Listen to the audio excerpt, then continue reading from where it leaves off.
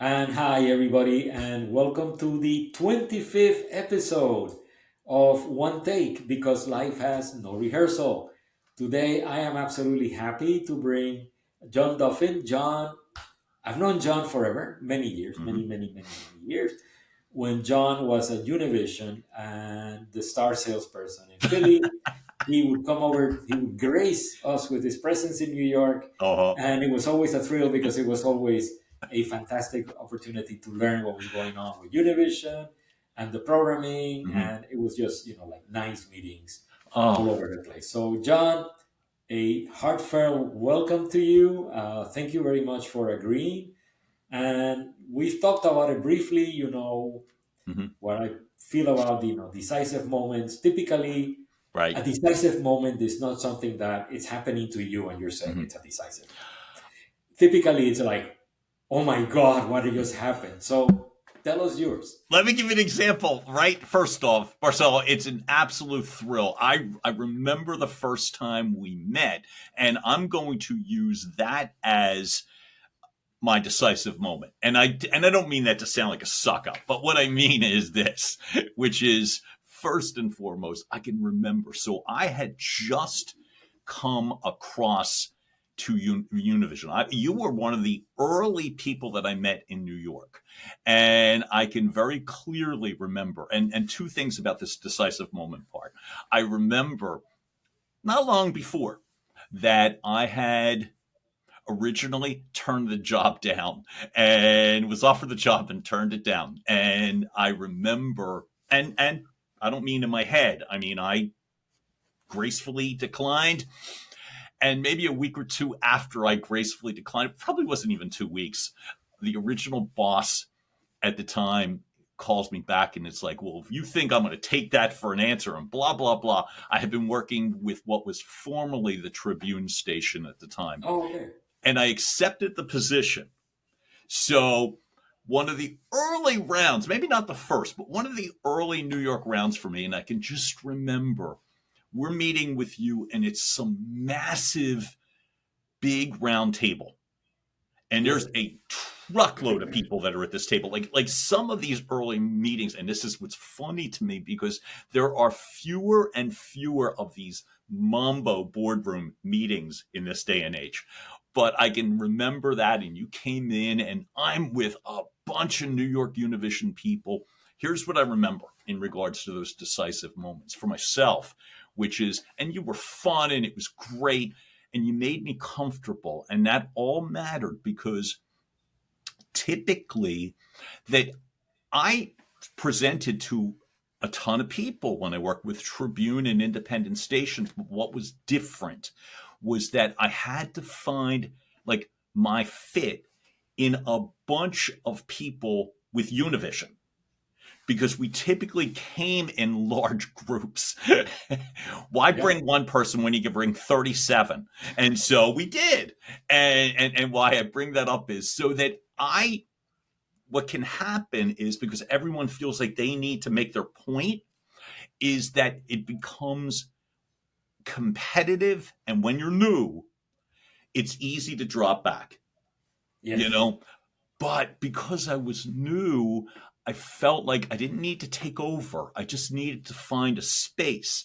And it was people like you that helped because rather than just let everyone else around the table talk, I had to find a graceful way in. And that's one of the things that I think about, which is you don't want to come off like insecure. I got to talk. And you don't want to come off as so demure that there's no Yeah. purpose or point. So it was the funny moment was finding my way in with a large ensemble of people. And I remember when it happened, like because you don't know if it was any good, you don't know. It's like and I remember getting a lot of very positive feedback, and it made me really far more comfortable to take a risk. uh and as I That's said, great. it's in a very competitive field. It was one of those things where the best purpose I could serve was adding value to a team rather than trying to elbow my way to the front of the line. And that was one of the things that I realized. There's a grace to that and a value to that. And that's how it occurred. And it happened in front of you. Well, I'm So very thank glad. you, by the way.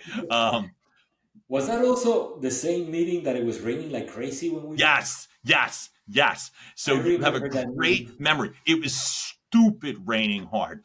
Um, It was raining so bad. Let me just make a detour. It was raining so bad. yup. And I figured, come on, I'm like a block away from the office, Mm-hmm. or 2 blocks. That was it. So I walked, right? Mm-hmm. Mm-hmm. My coat, the suit, got so bad. Mm-hmm. I couldn't wear it anymore. I gave it to I somebody. was going to say, you'd almost have to throw it out that day, Yeah, right? I donated it to some, person out in the streets or whatever because I couldn't wear it anymore. It was completely out of shape. And And I Marcelo, see you that feel amount of rain. bad that you have to give away a soaking wet coat to somebody who's disenfranchised. It's like you'd like to help them with a dry coat, but No, no, not. it was like a day after. I mean, I Oh, think oh, it oh, was oh, oh! I dry. thought it was that No, afternoon. no, no. It was dry and it was completely Yeah, misshapen. exactly.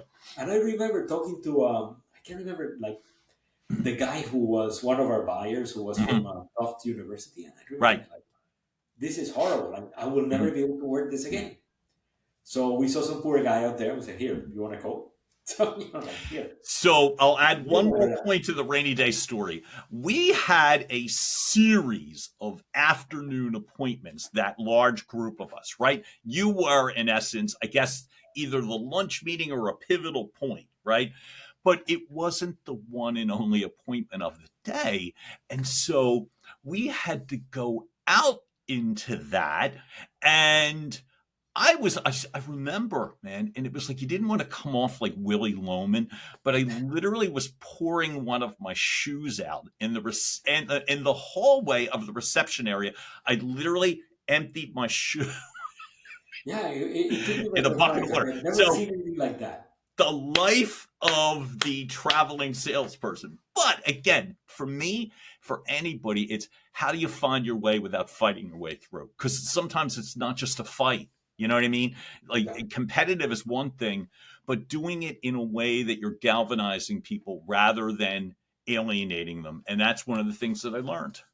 So and we were talking about this also before. I mean, Sure. talk about change. Mm-hmm. The Hispanic market change. I mean, all the time. Mm-hmm. The programming changes. Univision changed. Televisa came over. Televisa came over as a minor partner. Televisa came over as a big partner. I can remember Joe Uba. Yeah. So they hired Joe Uba. I couldn't Yeah. remember his name the other day to see if they can increase the CPNs because like you still had a bunch of Everybody networks was that going they to were go selling increase at a them. discount. Sure. Yeah, all this millions of changes. Oh yeah, then Unimas comes in, and then Mm-hmm. like Mm-hmm. whatever channel it was Yep. before, and then it transforms into Unimas, and Mm-hmm. then Unimas is this, and then it was that. I mean, talk about an industry full of changes, and then Mm-hmm. leaders come and go, and people die, the entire thing. But in every one of our changes, and I can go on about changes that I've seen from Oh, my side, endless. but what change? What one change? Mm-hmm. Now, you kind of look back and you say, damn, I would have never imagined that would change in a million years. Like, Okay. what happened? Okay. So it seems as if I'm going to keep giving examples at Univision, but the second one would also be there as well. So as I explained, I turned the job down in a similar time, right? I turn the job down, take the job, goes well. I get to do a lot of great things very quickly. And I don't mean patting myself on the back. I'm going to places where it was wonderful. I'm in the air constantly. We're on trains, planes, trains, automotive. It was great. And then I remember it was pretty quickly was the first employment downsizing. Oh, And it wasn't the first of my career. It was the first that to me was really painful to see. I stayed. And so rather than turn it into a me thing, it was the sense of it was really, really emotionally draining when you realize the way that individuals were severed. Like, I never thought you would see in groups that sense of just sweeping change. Now, Wow. in my career, that happened a lot of times, but I never will forget the sense that, and rather than changing what or changing systems wise, because that's just going to keep happening, and it's up to us to just adapt to them, right? But I'd rather focus this on the people, because I couldn't believe the number of people, and it was the first time I saw that sort of a sweeping change, not just in where I was from, Philadelphia, but across the country. And so I guess it was the day after, or maybe later that afternoon, it was a series of calls, and it was like, are you okay? Are you okay? That's what I remember, was the "are you okay" was all people were saying, asking, you know. Um, and that sense of, oh my God, we just endured something that's so unusual. Here was the problem. It happened about 19 times more, but Yeah, the first time is always the worst oh, the time. first time was definitely the worst. So I never thought they'd remove that, a company like that sense of, I just naive. That quantity of people would just be removed, and then it would just be business as usual after maybe a 30-minute meeting that you would have with the interior people. Oh, and Yeah. it was brutal, but you just got stronger. You just got stronger, and a little bit more each time, more and more and more and more and more resilient. You build up armor, you know? Well, yeah, let's. So that's a really good follow up question because the two things, right? One of Mm-hmm. them is resiliency. Mm-hmm. As you know, I'm a great fan of showing how resilient You people and me both, man. are because, Right? we Love that. survive everything. But like, I haven't been through too many of those. I've been through maybe one Mm-hmm. massive, hey, half of you are out, things like Yeah. Yeah. only once in my life. Mm-hmm. I've been lucky. But it is hard. I know from talking to people and people like you, it is hard to, subsist after that. I mean, first of all, there is like a feeling of, you know, should I be me? Should I be feeling bad for Of somebody? course. But then there's also the realization that Mm-hmm. all of a sudden you're not going to have the same degree of backing or the same degree Mm-hmm. of help inside the company, Mm-hmm. or even in some cases that the company might be going under, which, by the way, everybody thought Univision would at some Mm-hmm. point. If everybody thought for a moment, like, fuck, this is, Mm-hmm. like the big, big, big kahuna, and then, Mm-hmm. they're in danger. So how do you adapt to some like I'll 19 cuts? So here's what I'm going to say. This impacted, maybe it was me, everywhere that I worked. This is not a Univision thing. It's not. This is an everywhere I've been thing. I've seen this in different scales. I'm going to say, from a personal perspective, I don't consider myself a terribly strong person, right? I don't consider myself even terribly brave. But what happens for me is this: I have, look, time, age, experience. You go through a lot, you watch a lot. I wish that wasn't true, but it is, and whether it is death, loss, life changes, financial changes, and stuff, each time you get knocked back. I mean, heck, that's the podcast that I currently host. I don't want to hear stats and statistics really from anybody. I don't mean this to sound callous. I don't care that much. But what I do care about is that, since you bring up resiliency, how do you bounce back? And so, because everybody goes through it, on a professional side, the first television job I ever had, I couldn't get in the door when I first started. I had no experience. It was back in the day that the hard part was getting the job. It wasn't hard to keep the job, but it was really hard to get it, because it was almost like a country club. Oh, you're not enough this, and you're not enough that, and you're too much this, and blah, blah, but once you You got got in, you were great. You know what I mean? That's what it used to be like. And so I can remember first job was with an independent television station. God bless the person that gave me the chance because nobody else was. And so I can remember it was in the first, it was within the first 30 days. And the general manager, she has since passed away, but she was great to me. Um, put a note in each of our paychecks. Remember back in the day where they actually hand you a paycheck? And so, God, that makes me sound 400 years old. But it's like they gave you the envelope, here's your check. And so each of the salespeople's envelopes, it said literally, if your numbers, and there was no number on it, if your numbers don't increase by the end of this month, your services will no longer be needed. wow, Every single salesperson got that, wow. right? So that's kind of where it began.